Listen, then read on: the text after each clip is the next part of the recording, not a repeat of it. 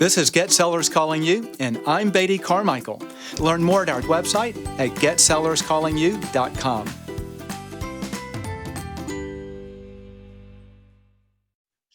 Hey, I'm Beatty Carmichael, and welcome to the Get Sellers Calling You podcast. And I'm excited today to interview just a really neat and top-producing realtor named Nick Kerley out of Redding, California. So, Nick, say hello. Hey, Beatty, how you doing today? Well, I am doing super, and I appreciate your time today. I know you are busy. And for those who don't know you, Nick is actually a client of ours, and he has just a really unique business model that he's been doing. He's had tremendous market share with it, very entrepreneurial. And so I just wanted to go through a little bit of your story and what you're doing, and have you share with the folks out there maybe some things that they can tap into and try to drive on too. So thanks for your time today. No problem. Thank you. Glad to be here. Yeah. So just a reminder also, this is an internet call, so just please excuse any internet type of interruptions. But Nick, real quickly before we get fully started, I'd love just to hear a little bit about your real estate career. And you were mentioning as you moved to Redding, you only knew 2 people. And the story of how you got started. I just want to kind of have you share that with people real quick. Can you? Oh, first off, before we do that, tell us first where you are right now so people understand.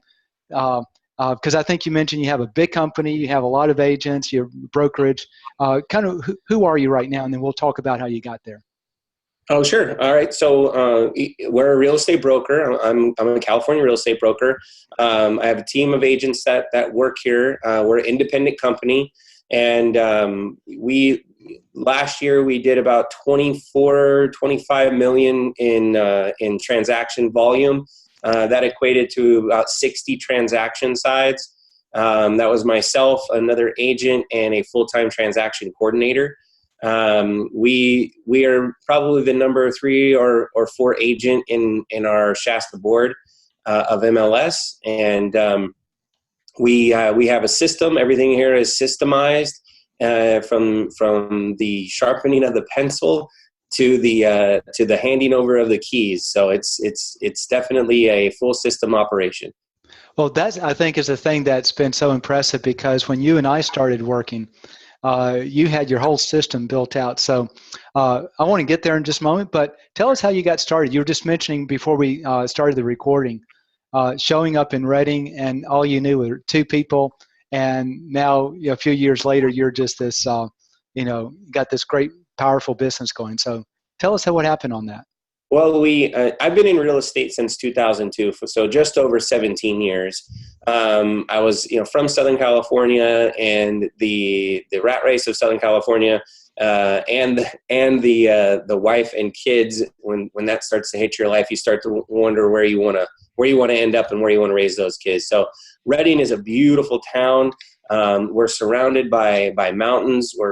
Our backyard is Lake Shasta. We have Mount Shasta behind that. It's just an absolute beautiful place. If you ever have an opportunity to come visit here, if you're an outdoors person, you can never get tired or bored. So it was a perfect spot to land. My broker at the time actually lived here with his fiance, and I knew both of them because they were originally from the same local town in Southern California.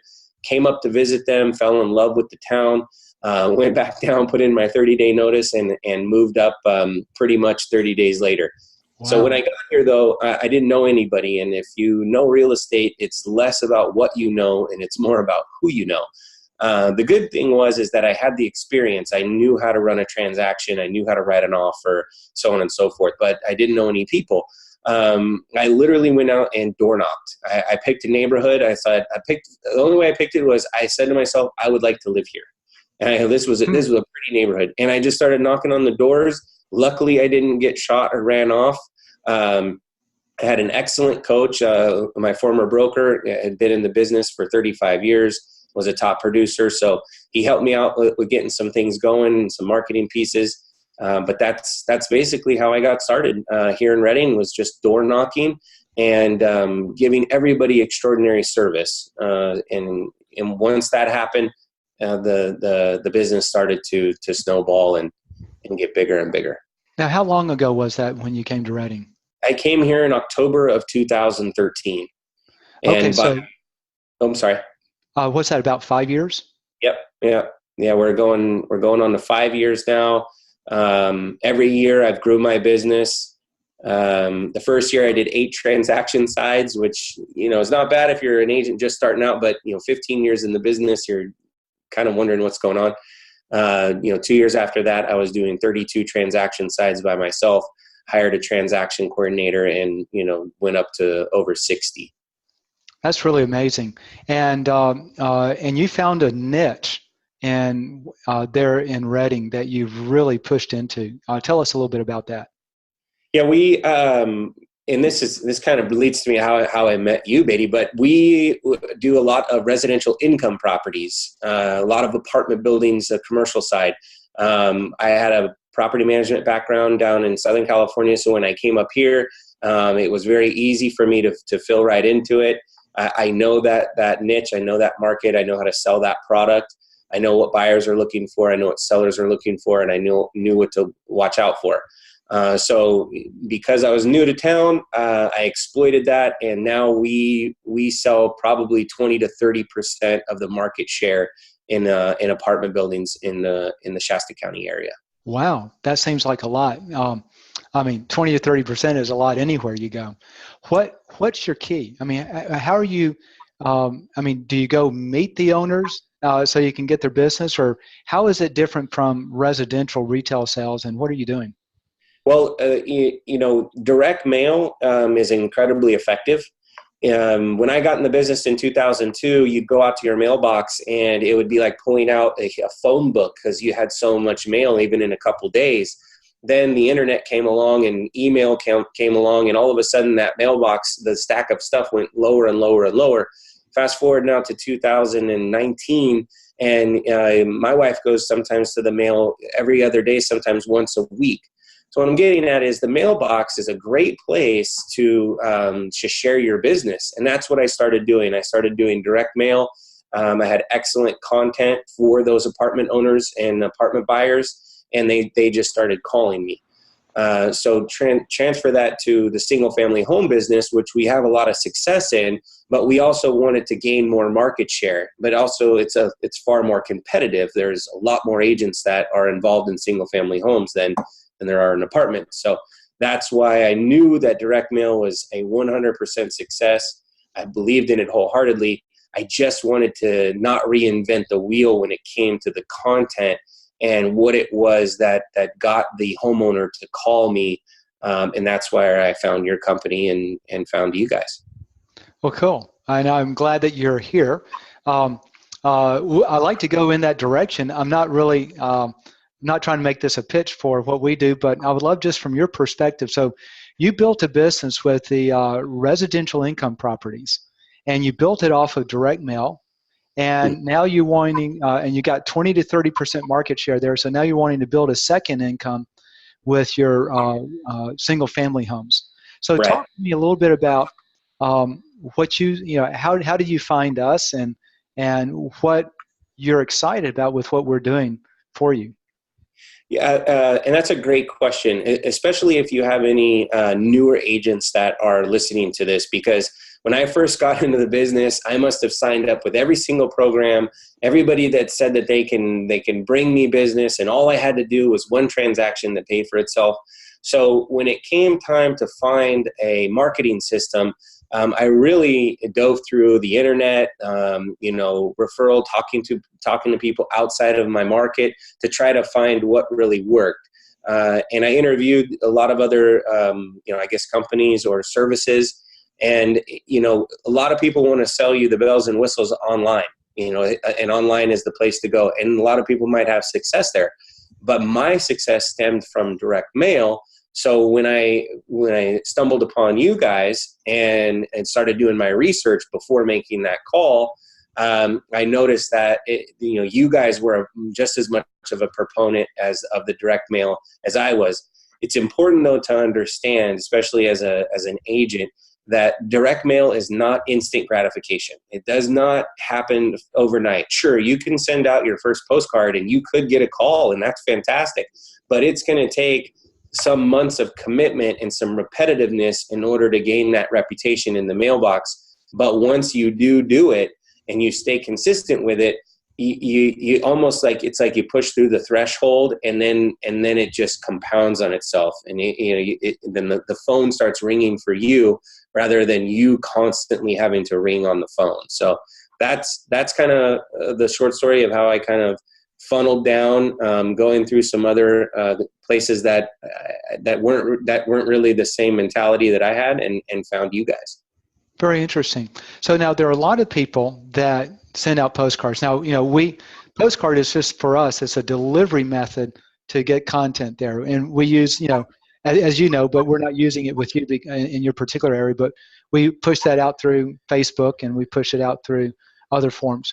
But what is it about us that caught your interest? Because I'm sure you looked at all kinds of other companies that do postcards, but you weren't interested in whatever they did. What caught your interest with what we do? It really is the content and the organization of how it's all put together, and the science behind it, really. I mean, I'm the kind of person that when I'm selling a house, I want to find out how buyers have previously found the house they bought. I want to study that, because those statistics are important. So then you know where to spend your marketing dollars. I mean, if they found it by driving by the house and seeing the sign, you want to spend some money on your signs. You also want to be in other places like the internet, and postcards. But my point is that when I came to you guys had studied what worked. And I found that so many other companies out there, they were just using these bland postcards that really had no effect on the end user. And you guys were the opposite of that. You scientifically, if you will, found out what the consumer is looking for, what they want to know, and what is going to compel them to call. That was also coupled with a technology that you guys have that must be proprietary, because I've never seen it anywhere else. And how it works on the back end, I had no concern, or I didn't care how it worked. I cared that it did work.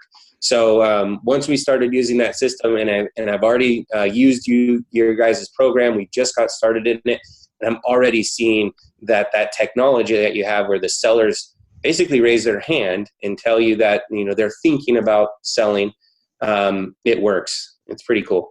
Yeah, that's cool. Hey, I want to share one other thing for the folks listening, because you and I just finished doing an interview for your farm. Now, your farm is like 4,000 or 5,000 homes that we're targeting there. But talk to me just a little bit about the interview and just the whole process, and just kind of bring people up to speed.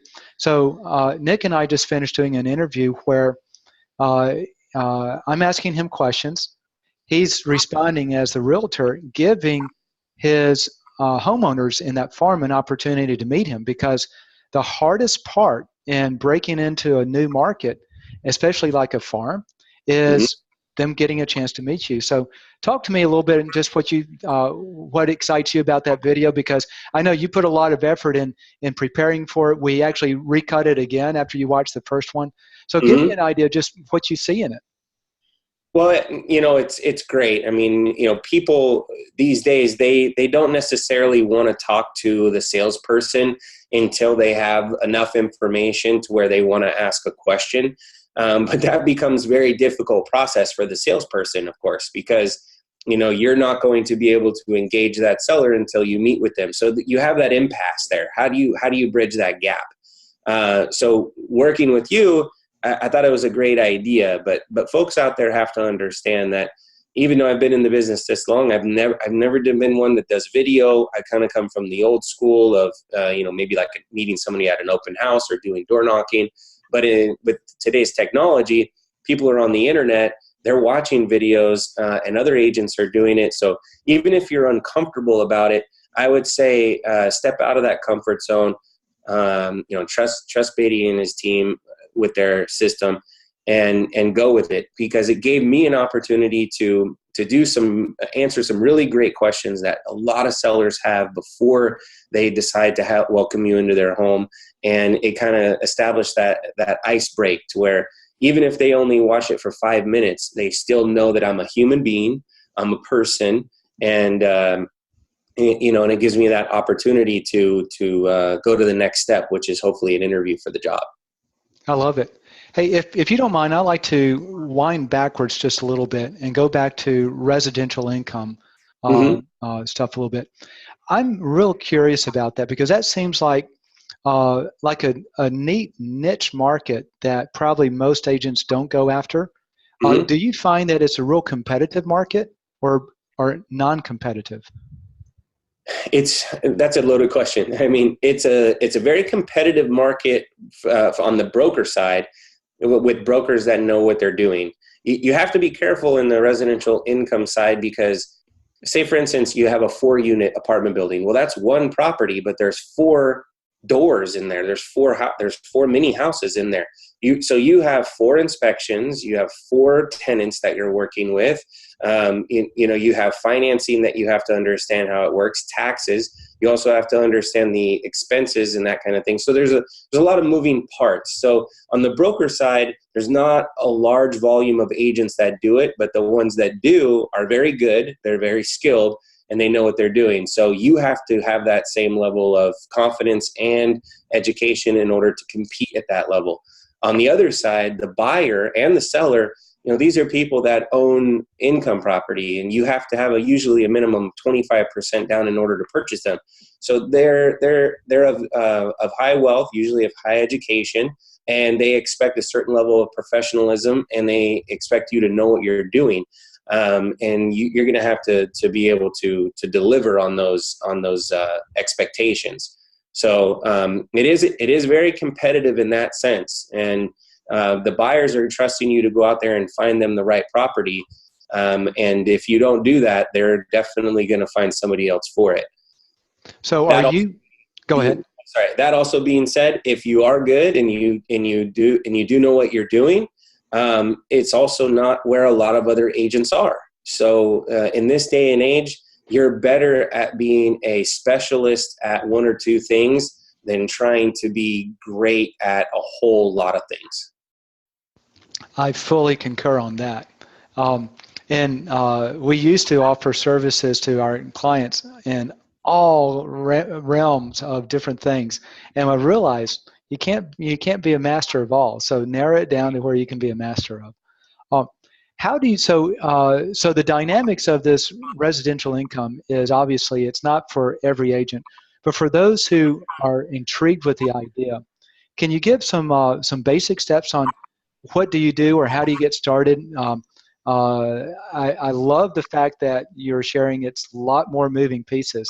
So it's definitely a more process-driven sale or transaction. Can you just educate a little bit more on how you get started and what the opportunity is? Does that make sense? That's probably a lot of questions along the way. The best thing to do to get started is to start small. I mean, yes. I mean, as a real estate agent that makes money off of commissions, you may see an apartment building out there that's $1 million or $10 million and say that's where I want to go. But it's better off to start off small. Analyze a duplex, analyze a triplex, a fourplex, analyze that property so you can educate yourself on exactly what the local laws are for your tenants and what leases and how the contract works as far as selling those types of properties. And if you start there and maybe you sell a duplex or a fourplex and you go through that process, you'll get confident, just like you were when you sold your first listing or your first house. After that, you felt confidence. So when you get there and you get the confidence and you also get the wherewithal of what it takes to process that transaction, then I would say start going to the next level and expanding your business. But most importantly, and what we do here is we advertise and celebrate every success. Success begets success. So once you make that sale, it's really important to share with all the other property owners out there that owns those similar properties what you've just done, and explain to them, how you got this property listed, or how you brought that buyer, and that you have more buyers, or you have, the potential to sell more properties.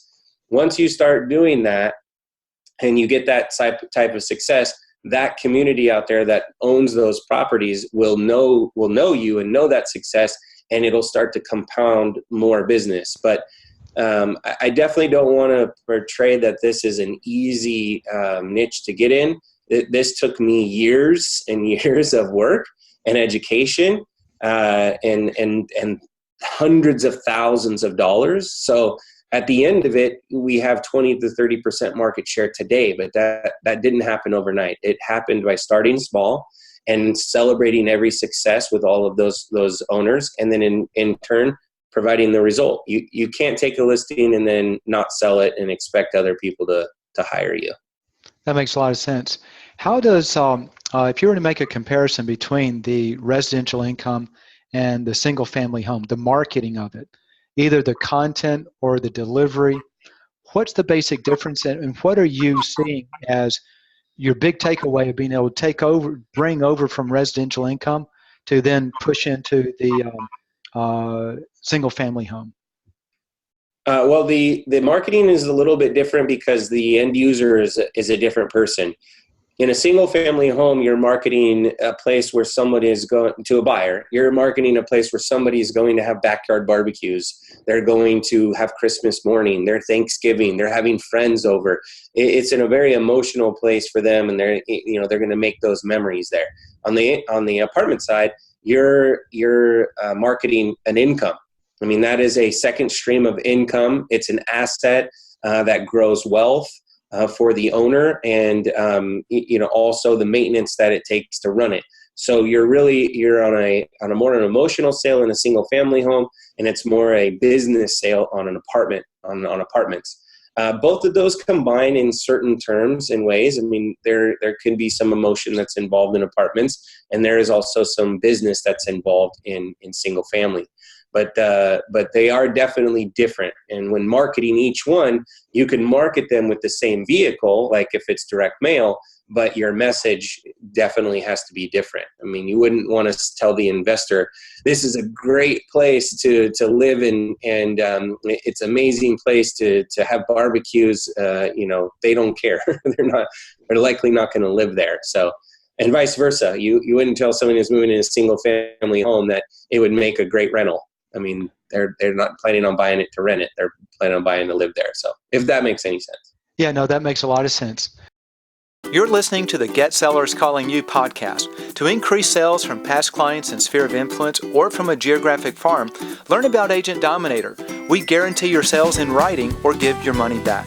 To learn more, visit our website at getsellerscallingyou.com and select Agent Dominator from the menu. And now, back to the podcast. I got a crazy question now for you. What has been one of the worst things you've ever tried that failed? Okay, does that make sense? And because I want to find out, what have you done that just absolutely doesn't work? You said, okay, I'm going to write that one off. And then I want to find out, what are the things you've done that absolutely work that you're going to stay focused on? I know postcards is one of them, but over here, what are the things that have failed the worst for you? Do you mind sharing? Sure. I mean, we've done raffles before that we thought we were, you spend money on a free a TV, and you've done raffles thinking that you're going to get a bunch of people in. Also, really too, some websites, I've spent money on websites, thousands actually on websites, thinking that that's going to drive people to my website and I'm going to get those leads. You really have to be careful when you're doing websites to make sure that your money is well spent there. Those types of things have been unsuccessful. I would say any marketing that is unprepared has been unsuccessful. Another thing that I failed at, and this is probably going to be a little bit hard for some agents to hear because there's some agents that have been extremely successful, is the cold calling. I never was good at cold calling. I'm not a good cold caller. It never really worked for me. So that's probably one of the ones that I failed the most at. I didn't spend a lot of money on it, but I spent a lot of time, and that's why we don't do it. It doesn't work for me. And when I found that it didn't work for me, I moved away and found things that did. That's neat. And is there anything besides postcards that you found has been really good for you? Believe it or not, open houses on the residential side have been really successful for us, but we don't do a standard open house where, the seller says, okay, you can hold it up on Sunday, and we start marketing it on Friday. We go back, at least a week to 10 days before and start marketing that open house. We incorporate the neighbors with invites. We do tons of signage, flags, balloons, that kind of stuff. And that has been really successful. Open houses that we got away from a little bit, they're starting to come back into popularity, just because I think people will enjoy it. There are the looky-loos out there, but there are people that are going to look at open houses and they're serious about buying. So talk to me a little more about those open houses. So you're marketing it to the neighborhood. Are Mm-hmm. you looking for neighbors who are thinking about selling to come look at the open house? Or are you looking for neighbors to tell their friends to drive buyers to it? Well, both. In any successful real estate business, listings is the key. It just really is. You can ask any top producer anywhere in the world at any point in time. Listings are the key. But without selling those listings, you'll never be successful. So we're looking for both. We want to bring the neighbors in for two reasons. We want to meet them to exhibit the open house and to tell their friends and family, but we also want to hear about any future moving needs that they may have. So it's two-part, and our marketing is in that as well. So when you do the open house, can you give me some examples of things that are kind of a typical example of what you do in marketing it, and then the typical example of what type of results are you getting out of it? Is it just selling it faster, or are you picking up an extra listing or two for every open house that you do? Both. First of all, you got to have a good house. I mean, and it's got to be in a good location. I mean, if you're at a 10-acre property 4 miles out of town on some backcountry road, you're not going to have success. So you got to have some givens there. So the house has to be in a good location. We pick them for good location, open houses. And the marketing that we send out, it depends on the time of season, but I mean, I've had as many, of no exaggeration, over 100 people at an open house before. Wow. In a subdivision, 100. I mean, it was so overwhelming, we almost couldn't keep track. So it was a really cool house. A lot of people wanted to come see it. So that was a contributing factor. But realistically, our open houses average anywhere from 15 to 25 groups, which if you're a realtor and you've been in the business for a while, that's pretty good numbers to have. And again, it reverts back to these are in subdivisions, they're in good locations, and that's been really helpful. So those numbers go down as your home gets harder and harder to find, and if you don't prepare for it properly. Out of those open houses, if the house is priced right, I did an open house last year that the house was already sold before we had the open house. I mean, because the house was so awesome, but the open house created multiple offers. Those multiple offers did so well that I was able to advertise it to the neighbors. One of the neighbors was thinking about selling. He was so impressed with the open house, we got the listing off of that. So, those are the things that makes them effective. The problem with open house and the negative connotation with it is that most agents do them and they'll set up their sign and they'll sit in the house for 2 or 3 or 4 hours, and the only one eats the cookies is them because no one comes by. They automatically check it off as an ineffective marketing tool. It doesn't work. It's only to appease the seller, and I don't want to spend my 4 hours there, just eating cookies. I eat enough already. So, well, it's the marketing that drives the business there that makes it worthwhile. So what specifically, you mentioned, like, rather than just, you have an open house on Sunday, you don't wait till Friday to market it. You're actually marketing a week or 10 days earlier. Tell me what you're doing. Well, first of all, we get a list of all the neighbors that are leased within the 1 to 2 miles around the house. radius, and we mail them all a personal invitation. It's just on a postcard. It doesn't have to be in an envelope. And we send them a postcard, it's a personal invitation that says, you're cordially invited to our open house at 123 Memory Lane between 1 and 4 on Sunday. Please come on by and extend this invitation to any of your friends, family, and coworkers. There will be a lender on site if you have any mortgage questions, along with licensed realtors, and we'll have some beverages. We'd love to see you. So we start out with that as an invite. We do the exact same thing with Facebook. We do a Facebook post on there. We boost that and sponsor that, and explain that there's going to be an open house. To please share that post and kind of reiterate what we said in the postcard. We also advertise it on Craigslist, letting the open house know. We change it in our local board. Our MLS allows us to notate when an open house is coming up. And what that happens is that goes across Zillow, Realtor.com, all of those major national websites, and it shows that there's going to be an open house on that day. So then leading up to the open house day, we're getting signage ready to go, putting out as many signs as we possibly can. We put out flags, directional signs, balloons, and that really stacks the cards in our favor to have a successful open house. You know, that's really, as I'm hearing you talk, I'm going back to, you're driving the business with the residential income properties. You're marketing that. You're now marketing to 4,000 or 5,000 home farm. And I see the same thing happening with your open houses. You don't just sit there and hope someone's going to come by. You're actually marketing it and pushing the content out to drive people there. Sure. Why don't more agents do that? Well, I mean, I think that you don't really want to get down the brass tacks. I think it's training. You know, in California, you just have to pass a couple courses and take a state test, and then you get a real estate license. But that does not, in that literature, it doesn't explain anything on how to market yourself, how to market a listing, how to take a listing, how to talk to a seller, a buyer, to get them to want to work with you over the competition. So I think that many agents out there are poorly trained, unfortunately. Secondly, most people think that you have to have something else to do it for you, like a computer, especially the more technologically we get, the more these computers and stuff are doing it for us. Good old-fashioned shoe leather will get you so far in this business. It's a people business, and getting face-to-face will save you a lot of money. So I think that's what scares agents, is they get into this business that you can be your own boss and be a small business owner without a whole lot of investment. But then again, you may not have a whole lot of investment, and you're worried about where to spend those dollars. So that's kind of for a new agent.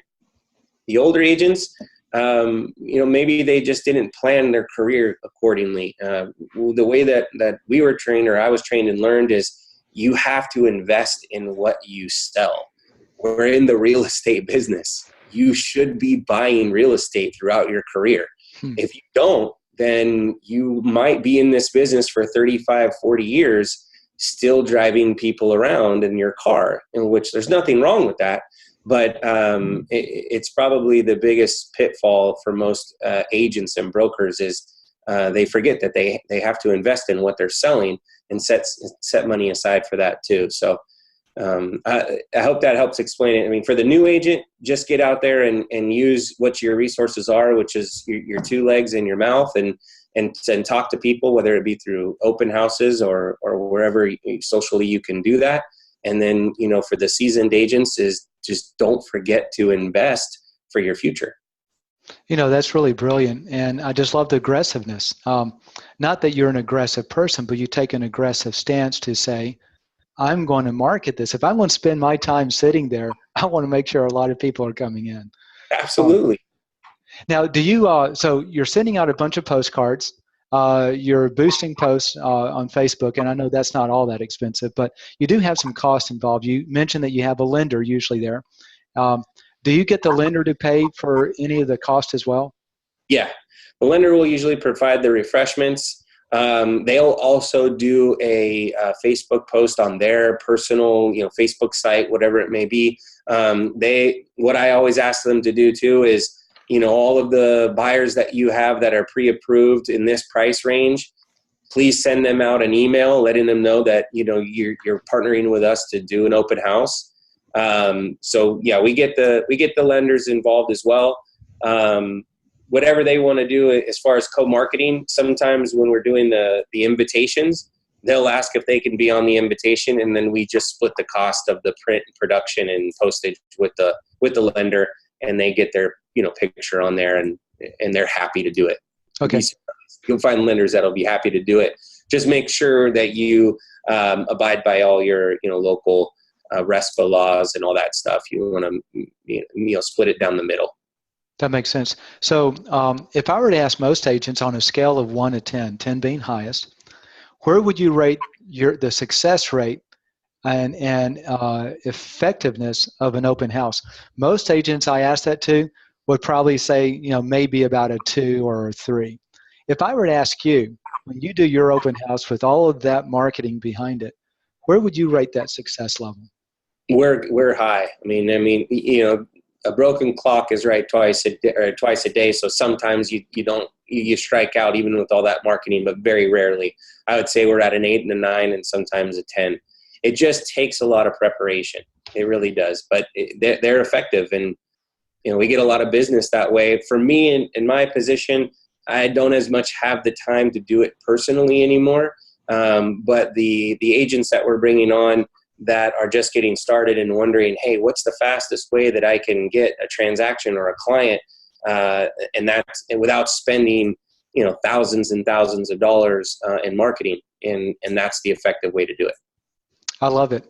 So in wrapping up, is there anything, if you could maybe give the top 3 things, okay, that you have found personally that, you got a seasoned agent out there listening to this, or maybe an aggressive upcoming new one, but what are the top 3 things you would recommend someone do and why to grow their business? Well, the first thing is get rid of everything that's costing you money and not bringing you in clients. Find out what that is. Look into your business and see where you're spending money and not getting any return. Cut that out as soon as possible. And the second thing is find out what you are doing successfully and do more of that. Do as much of that as you possibly can. And the third thing would be find out what you want to do, and find like for instance, I know this isn't a commercial for you guys, but I wanted to take my business to the next level with a certain amount of marketing. So I found a partner to partner with that was successful at doing that. That took a huge workload of time out of my day. They took on that time, and I partnered with them to do it. So getting back to the 3, I would say, number 1, find out what's costing you money and not bringing you any money in return. Find out what you're good at and do more of that, and try to structure your system and business around doing more, exploiting that. And 3, see where you want to go and partner with a coach or a marketing system that can get you there without, that you trust can get you there, not something that you're just throwing money at and seeing if it sticks. Now, let me ask you one question on that, because like I was talking to an agent recently. He spends $10,000 a year in this magazine that it just goes out like once or twice a month. It's all the agents in the area advertises there, so he feels he needs to be there. But I was asking him, how much money do you, how many listings or anything? So I don't know. So when a lot of times you have agents that are spending money, your first criteria was find where you're spending money that's not producing and cut it out. How would you advise someone if they're spending money but they don't know if it's producing or not?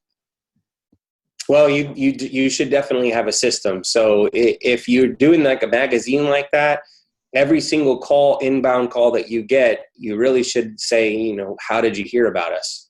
And that way you can track that, and that would start.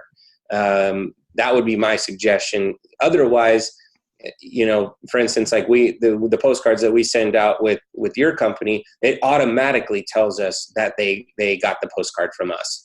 So that's something technology can help you track that a lot better. But we don't invest in any marketing that we can't track. I heard someplace, and I think it's so true. If you can't track it, it's not marketing. You're just spending money, right? Yeah. So Yeah. you definitely got to track it. Well, Nick, thank you so much for your time. Is there anything else before we wrap up that you would like to share, or anything that hit your mind that, I should have thought, share this, anything like that before we wrap it up? Well, I think we covered it. It's a one-man business or a one-person small business. So I hope I didn't give out all of our secrets, but I'd also hope that we gave some good content there for, some people that are listening that it was helpful. So, all I got to say is I really appreciate you having me on and then allowing me to do this with you. And I hope that it was helpful for everybody involved. Well, thank you again, Nick. And for those who are listening or watching, if you do like this, please subscribe to our podcast. You'll actually find us on iTunes and Stitcher and Google Play on the podcast. If you're watching it on YouTube, please like it, and you can subscribe there as well. Also, check out our GetSellersCallingYou.com website or Facebook page and like that. So do want to learn more about what we do or about growing your business, you can learn more about us at GetSellersCallingYou.com. You'll see a tab at the top that says Agent Dominator. That's actually the service we do to help people grow business. That's what we're doing with Nick. So Nick, thank you again, and you have a blessed day. Thank you. I appreciate it, Beatty, too. If you've enjoyed this podcast, be sure to subscribe to it so you never miss another episode. And please like our Get Sellers Calling You Facebook page.